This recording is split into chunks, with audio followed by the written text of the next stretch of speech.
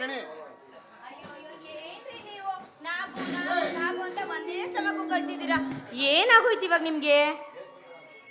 ನಾಗು ಏನಾಯ್ತು ಅಂತ ಕೇಳ್ತಿದ್ಯಾ? ನಿಂಗೆ ನನ್ನ ಮೇಲೆ ಪ್ರೀತಿನೇ ಕಡಿಮೆ ಆಗ್ಬಿಟ್ಟಿದೆ ಕಣೆ.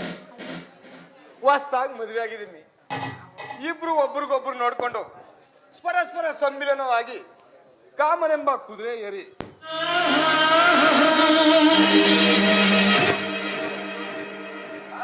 ಪ್ರೀತಿ ಪ್ರೇಮ ಪ್ರಣಯದಲ್ಲಿ ತೇಲಾಡುತ್ತಾ ಒಂದ್ ಮುದ್ದಾದ ಮಗು ಕಡೆ ಗಮನ ಕೊಡುವ.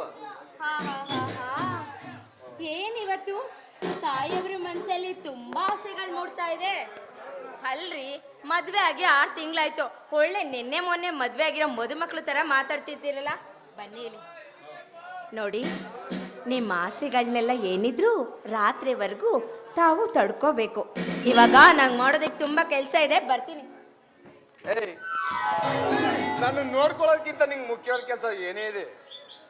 ನನ್ನ ತಂದೆ ಇಲ್ಲ ನನ್ನ ತಮ್ಮ ನನ್ನ ತಂಗಿ ಯಾವ್ದಾರು ಕೆಲಸ ವಹಿಸಿದ್ರೆ ಹೇಳು. ಅಯ್ಯೋ ಏನ್ರಿ ನೀವ್ ಹೇಳೋದು? ಅವ್ರು ಯಾರಾದ್ರೂ ಕೆಲಸ ಹೇಳಿದ್ರೆ ಕೆಲಸ ಮಾಡ್ಬೇಕು, ಇಲ್ಲ ಮಾಡ್ಬಾರ್ದು ಅಂತಾನ? ಇದು ನನ್ ಮನೆ ಕೆಲಸ ಮಾಡೋದು ನನ್ನ ಕರ್ತವ್ಯ ಅಲ್ವೇನ್ರಿ? ಲೇ ನಾಗು, ಆ ಕೆಲಸಗಳು ಮಾಡೋದಕ್ಕೆ ಮನೆಯಲ್ಲಿ ಬೇಕಾದಷ್ಟು ಆಳು ಕಾಳುಗಳು ಎಲ್ಲರೂ ಇದ್ದಾರೆ, ಅದನ್ನ ಅವ್ರು ನೋಡ್ಕೋತಾರೆ. ಆದ್ರೆ ನೀನು 24 ಗಂಟೆನೂ ಕೂಡ ನನ್ನ ಸೇವೆನೇ ಮಾಡಬೇಕು. ನೋಡು, ಹಿರಿಯರು ಹೇಳ್ತಾರಲ್ಲ, ಪತಿಯೇ ಪ್ರತ್ಯಕ್ಷ ದೇವರು ಅಂತ. ಅದೇ ರೀತಿ ನಾನು ಸೇವೆ ಮಾಡ್ಬೇಕಾದ್ದು ನಿನ್ನ ಕರ್ತವ್ಯ, ಸರಿನಾ? ಅರೆ, ನಿಮ್ ಸೇವೆ ಮಾಡ್ಬೇಕು ಅಂತ ತಾಯಿ ಈ ಬಂಗಾರದ ಗುಡಿಗೆ ನಿಮ್ ಹೆಂಡತಿಯಾಗಿ ಮನೆ ಸೇರಿರೋದು. ಹೆಂಡತಿಯಾದವಳಿಗೆ ಗಂಡನ ಸುಖ ದುಃಖದಲ್ಲಿ ಭಾಗಿಯಾಗಿ ಗಂಡನ ಪೂರ್ತಿ ನೋಡ್ಕೊಳ್ಳೋ ಜವಾಬ್ದಾರಿ ಅವಳದೇ ಕಂಡು. ನಾನು ಯಾವಾಗ್ಲೂ ನಿಮ್ ಸೇವೆಗೆ ಸದಾ ಸಿದ್ಧವಾಗಿರ್ತೀನಿ, ಗೊತ್ತಾ? ನಾಗವೇಣಿ, ನನ್ನ ಹೃದಯ ಗೆದ್ದ ದೇವತೆ.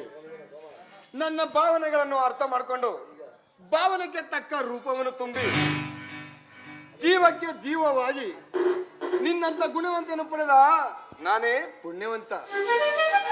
ನಿತ್ಯ ನಿನ್ನನ್ನು ಆರಾಧಿಸುತ್ತಾ ನಿನ್ನ ತೋಳ ಬಂಧನದಲ್ಲಿ ಬಂದಿಯಾಗಿ ಈ ಯುಗದ ಆದರ್ಶ ದಂಪತಿಗಳಾಗಿ ಬದುಕು ಸಾಗಿಸುವ.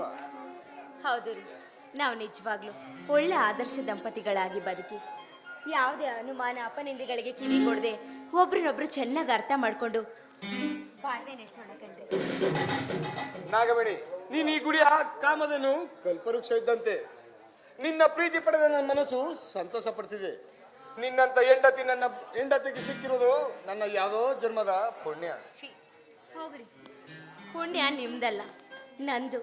ನಿಜ ಹೇಳ್ಬೇಕು ಅಂದ್ರೆ ಬಡತನದ ಬೇಗಿಲೆ ಬೆಂದು ಸದಾ ಕಣ್ಣೀರಿನ ಕಡ್ಲಲ್ಲೇ ಬದುಕ್ತಾ ಇದ್ದ ನನಗೆ ಹೊಸ ಜೀವನದ ಬೆಳಕನ್ನು ಕೊಟ್ಟ ಅವತಾರ ಪುರುಷ ಕಣ್ರಿ ನೀವು. ನೋಡಿದ್ಯಾ, ನಮ್ಮಿಬ್ರು ಮಾತನಾಡೋದ್ರಲ್ಲಿ ಕಾರಣ ಮಾಡ್ಬಿಟ್ನು. ಇವತ್ತು ಈ ಮನೆಯಲ್ಲಿ ಯಾರೂ ಇಲ್ಲ.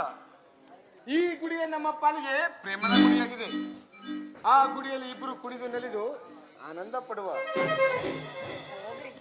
ನನಗೆ ನಾಚಿಕೆ ಆಗುತ್ತೆ.